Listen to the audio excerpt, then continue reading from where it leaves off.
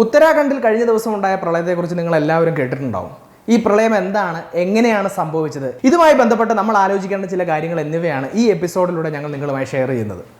ഉത്തരാഖണ്ഡിലെ ചമോലി ഡിസ്ട്രിക്റ്റിൽ ധൗളി ഗംഗ നദിയിലാണ് ഭയങ്കരമായിട്ടുള്ള ഒരു വെള്ളപ്പൊക്കവും അതിനോടനുബന്ധിച്ചിട്ടുള്ള മറ്റു ദുരന്തങ്ങളും നമുക്ക് കാണാൻ സാധിച്ചത്. ഈ വെള്ളപ്പൊക്കത്തിന്റെ ഭാഗമായി ഈ നദിയിലുള്ള തപോവൻ പവർ പ്രൊജക്ട്, അതുപോലെ തന്നെ ഋഷിഗംഗ പവർ പ്രൊജക്ട് മുതലായ പ്രൊജക്ടുകളുമായി ബന്ധപ്പെട്ട ഡാമുകൾ തകരുന്നതും ഒരുപാട് ആളുകളുടെ ജീവൻ നഷ്ടമാകുന്നതും ഒരുപാട് പേരെ കാണാതായതുമായിട്ടുള്ള വാർത്തകൾ നമ്മൾ കണ്ടിട്ടുണ്ടാവും. രണ്ട് കാരണങ്ങളാണ് ഈ ഒരു വെള്ളപ്പൊക്കത്തിന്റെ അല്ലെങ്കിൽ ഈ ഒരു ദുരന്തത്തിന്റെ കാരണമായി വിദഗ്ധർ മുന്നോട്ട് വെക്കുന്നത്. ഒന്നാമത്തേത് എന്ന് പറയുന്നത് ഒരു ഗ്ലേഷ്യൽ ബ്രേക്കിംഗ് ആണ്. എന്താണ് ഒരു ഗ്ലേഷ്യൽ ബ്രേക്കിംഗ് എന്ന് നോക്കാം. സാധാരണയായി ഈ ഗ്ലേഷ്യേഴ്സിൻ്റെ അടുത്ത് നാച്ചുറൽ ലേക്കുകൾ ഫോം ചെയ്യാറുണ്ട്. ഇത്തരം നാച്ചുറൽ ലേക്കുകളിലേക്ക് ഈ പറഞ്ഞിട്ടുള്ള രീതിയിൽ ചൂട് കൂടി മഞ്ഞെല്ലാം കൂടി ഉരുകി വരികയും ഈ നാച്ചുറൽ ലേക്കുകൾ ബ്രേക്ക് ആവുകയും ചെയ്യുന്നതിൻ്റെ ഭാഗമായിട്ട് ഒരുപാട് വെള്ളം താഴേക്ക് വരികയും അത് പിന്നീട് വെള്ളപ്പൊക്കത്തിലേക്കും ദുരന്തത്തിലേക്കും നയിക്കുന്നതിനെയാണ് ഗ്ലേഷ്യൽ ബ്രേക്കിംഗ് എന്ന് പറയുന്നത്. പക്ഷേ ഇതൊരു വേനൽക്കാലമല്ല. നന്ദാദേവി ഗ്ലേഷ്യർ നിൽക്കുന്ന സ്ഥലത്ത് ഇത്രയധികം ചൂടുണ്ടായിട്ടില്ല. അതുകൊണ്ട് തന്നെ ഒരു ഗ്ലേഷ്യൽ ബ്രേക്കിംഗിലേക്ക് നയിക്കാനുള്ള സാധ്യതകൾ കുറവാണ് എന്നാണ് ഒരു പറ്റം ആളുകൾ അഭിപ്രായപ്പെടുന്നത്. എന്തുകൊണ്ട് PSC എക്സാമുകൾ രണ്ട് ഘട്ടമാകുന്നു? ഡിഗ്രി ലെവൽ പ്രിലിംസിന് തയ്യാറെടുക്കുമ്പോൾ ഉദ്യോഗാർത്ഥികൾ അറിഞ്ഞിരിക്കേണ്ട കാര്യങ്ങൾ എന്തെല്ലാം?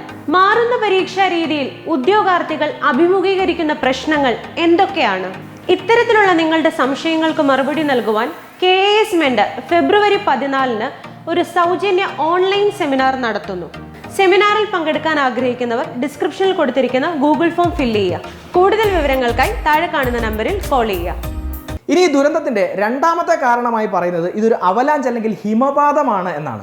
ഹിമപാതം അല്ലെങ്കിൽ അവലാഞ്ച് എന്ന് പറയുന്നത് ഈ ഗ്ലേഷ്യേഴ്സിന്റെ മൗത്ത് ബ്രേക്ക് ആവുകയും ഈ മഞ്ഞുപാളികളെല്ലാം കൂടെ ഒരുമിച്ച് താഴേക്ക് വരികയും ചെയ്യുന്നതാണ്. അപ്പോൾ നന്ദാദേവി ഗ്ലേഷ്യറിന്റെ ടിപ്പ് ബ്രേക്ക് ആവുകയും അങ്ങനെ ഈ പറഞ്ഞ എല്ലാ സംഭവങ്ങളും കൂടെ താഴേക്ക് വരികയും ചെയ്യുന്നതാണ് ഈ വെള്ളപ്പൊക്കത്തിന്റെയും ദുരന്തത്തിന്റെയും കാരണം എന്നുള്ളതാണ് രണ്ടാമത്തെ അഭിപ്രായം.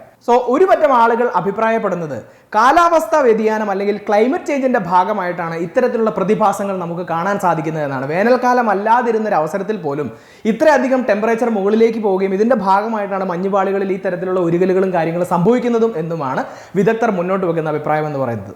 ഇത് മാത്രമല്ല, 2013 ഇന്ത്യയെ മുഴുവൻ നടുക്കിയ ഒരു മഹാപ്രളയത്തിന് ഉത്തരാഖണ്ഡ് വേദിയാവുകയുണ്ടായിരുന്നു.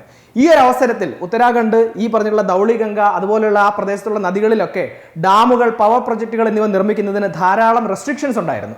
ഈ റെസ്ട്രിക്ഷൻസിനെ ഒന്നും വകവെക്കാതെയാണ് ഈ തരത്തിലുള്ള ഡാമുകൾ അവിടെ പണിതത് എന്നും ഈ ഡാമുകളാണ് ഈ ഒരു ദുരന്തത്തിന്റെ ആക്കം മുന്നോട്ട് കൂട്ടിയത് എന്നുമാണ് വിദഗ്ധർ അഭിപ്രായപ്പെടുന്നത്.